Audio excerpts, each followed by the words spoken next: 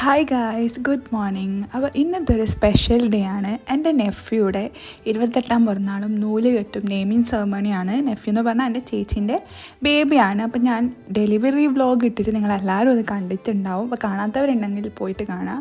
അപ്പോൾ നമ്മൾ രാവിലെ എണീച്ചിട്ട് പോകുന്നത് അമ്പലത്തിലേക്കാണ്. ഞാൻ തലേന്നാളെ ഇവിടെയുള്ള ഒരു കൃഷ്ണൻ്റെ അമ്പലത്തിൽ പായസം ആക്കാൻ വേണ്ടി കൊടുത്തിട്ടുണ്ടായിരുന്നു. അപ്പോൾ രാവിലെ അത് വാങ്ങിക്കാനായിരുന്നു നമ്മൾ രണ്ടുപേരും പോയത്. നിഖിലാണ്ണൻ അവിടെ ഡ്രോപ്പ് ചെയ്തു.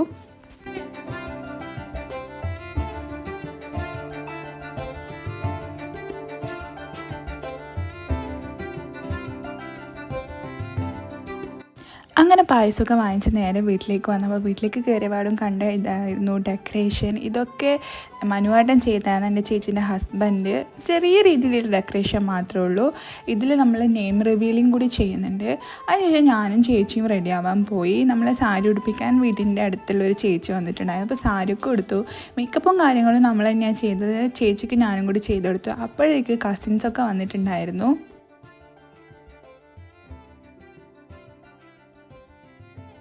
അങ്ങനെ നമ്മളെ ബേബിയും കുളിച്ച് റെഡി ആയിട്ടുണ്ട്. എല്ലാവരും ഒരു ഗോൾഡൻ വൈറ്റ് ക്രീം ഒരു സെറ്റ് സാരി കോംബോ ആയിരുന്നു ഉദ്ദേശിച്ചിട്ടുണ്ടായത്. ഏകദേശം കുറേ പേര് ഇട്ടിട്ടുണ്ടായിരുന്നു. അങ്ങനെ ചടങ്ങിന് ടൈമായി. ചേച്ചീൻ്റെ ഹസ്ബൻഡിൻ്റെ വീട്ടിൽ നിന്ന് ആൾക്കാർ വന്നു. അപ്പോൾ നമ്മൾ താഴോട്ടേക്ക് പോവാണ്. കണ്ണൂരാണ് ചേച്ചീൻ്റെ ഹസ്ബൻഡിൻ്റെ വീട് വരുന്നത്.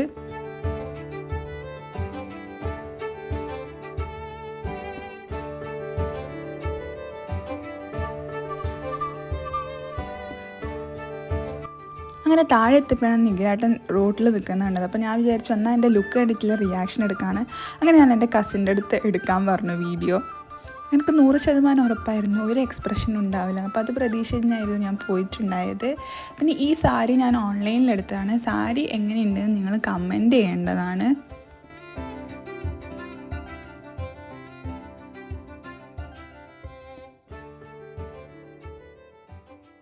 പറഞ്ഞ പോലെ തന്നെ ഒരു എക്സ്പ്രഷൻ ഉണ്ടായിരുന്നില്ല. പിന്നെ ഞാൻ പറഞ്ഞു കുറച്ച് എക്സ്പ്രഷൻ ഇട് വീഡിയോക്ക് വേണ്ടിയിട്ടെന്ന്. എന്നിട്ടും ഒരു എക്സ്പ്രഷൻ ഉണ്ടായിരുന്നില്ല. പക്ഷെ മൊത്തത്തിൽ എൻ്റെ ലുക്ക് ഇഷ്ടപ്പെട്ടെന്ന് പറഞ്ഞു.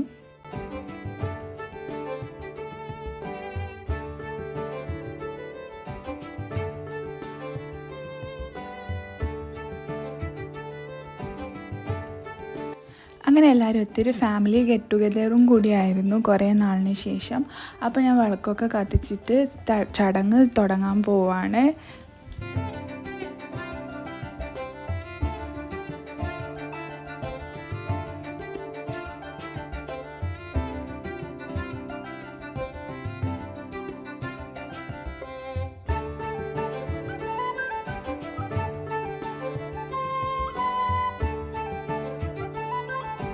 ആക്ച്വലി നിങ്ങൾ കണ്ടിട്ടുണ്ടാകും ഡെക്കറേറ്റ് ചെയ്തത് ഇപ്പുറത്തെ ഭാഗമായിരുന്നു. പക്ഷേ പിന്നീടായിരുന്നു നമ്മൾ അറിഞ്ഞത് കിഴക്ക് ഭാഗത്ത് ഇരുന്നിട്ട് വേണം ചടങ്ങ് നടത്താമെന്ന്. അപ്പം നേരെ തിരിച്ചായിരുന്നു ചടങ്ങ് നടത്തിയത്. എന്നാലും ഡെക്കറേഷൻ നമ്മൾ നെയിം റിവീലിംഗ് അവിടെ നിന്ന് ചെയ്യാമെന്ന് തന്നെ വിചാരിച്ചു. 28ാമത്തെ ദിവസം ആകുമ്പോഴാണ് ഈ പിറന്നാൾ നടത്തുന്നത്. ഇതിൻ്റെ കൂടെ നൂലും കൂടി കെട്ടും. നൂല് കെട്ടെന്ന് പറയുമ്പോൾ കറുപ്പ് ചരടാണ് കെട്ടുക. പിന്നെ അതുകൂടാണ്ട് പേരിടൽ ചടങ്ങും കൂടി ഉണ്ട്. എല്ലാവരും ചിലപ്പോൾ ഈ ദിവസം തന്നെ പേരിടണം എന്നില്ല. പക്ഷെ നമ്മൾ ഇന്ന് തന്നെയാണ് കുട്ടിക്ക് പേരിടുന്നത്.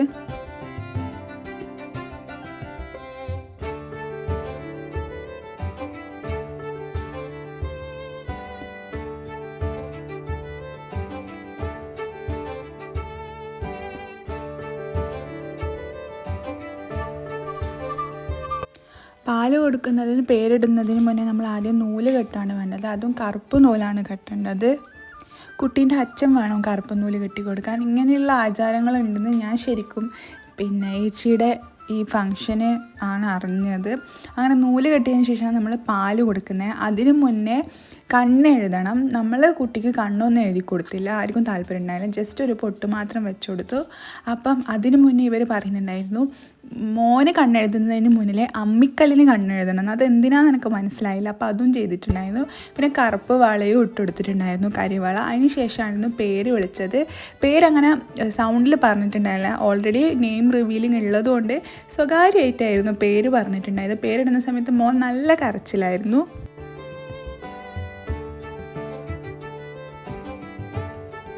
നിതാൻ അശ്വതി മിഥുൻ എന്നാണ് ബേബീൻ്റെ പേര്.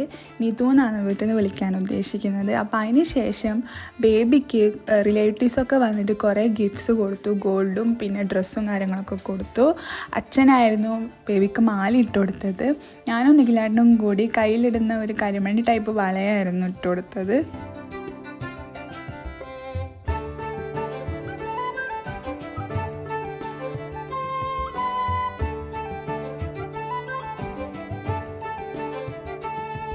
ഈ ചടങ്ങുകളൊക്കെ കൂടെ തന്നെ ക്രാഡിൽ സെറമണിയും കൂടി വരുന്നുണ്ട്. അതായത് തൊട്ടിലിൽ കിടത്തുന്ന ദിവസം കൂടിയാണ് ഇന്ന്. അപ്പം നല്ല സുഖമായിട്ട് ഉറങ്ങുന്നുണ്ട് ബേബി. അവൻ ആദ്യമായിട്ടാണ് തൊട്ടിലിൽ കിടക്കുന്നത്. അതുകൊണ്ട് തന്നെ അവൻ സുഖമായിട്ട് ഉറങ്ങി. അതിന് ശേഷം നമ്മൾ നമ്മുടെ സദ്യ പരിപാടിയിലേക്ക് കടന്നു. നല്ല വെജിറ്റേറിയൻ സദ്യയാണ് ഉണ്ടായത്. എല്ലാ കറിയും അടങ്ങുന്ന ഒരു നോർമൽ സദ്യ. ചോറ് എനിക്കിഷ്ടപ്പെട്ടില്ല. ചുവപ്പ് കളർ ചോറായിരുന്നു. എനിക്ക് വെള്ള കളർ ചോറാണ് ഇഷ്ടം. 3 പായസം ഉണ്ടായിരുന്നു. ഒന്ന് ശർക്കര പായസം, ഒന്ന് അരി വെച്ച് ഉണ്ടാക്കിയൊരു പായസം, പിന്നെ പാൽപ്പായസം അടിപൊളി ടേസ്റ്റ് ആയിരുന്നു. അങ്ങനെ നമ്മൾ ഫുഡൊക്കെ കഴിച്ച് കുറേ ഫോട്ടോസും റീൽസൊക്കെ എടുത്തിട്ടുണ്ടായിരുന്നു.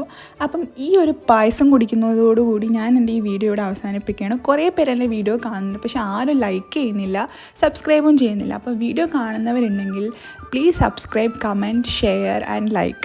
അപ്പോൾ അടുത്ത വീഡിയോ ആയിട്ട് വീണ്ടും കാണുന്നത് വരെ ബൈ ബൈ.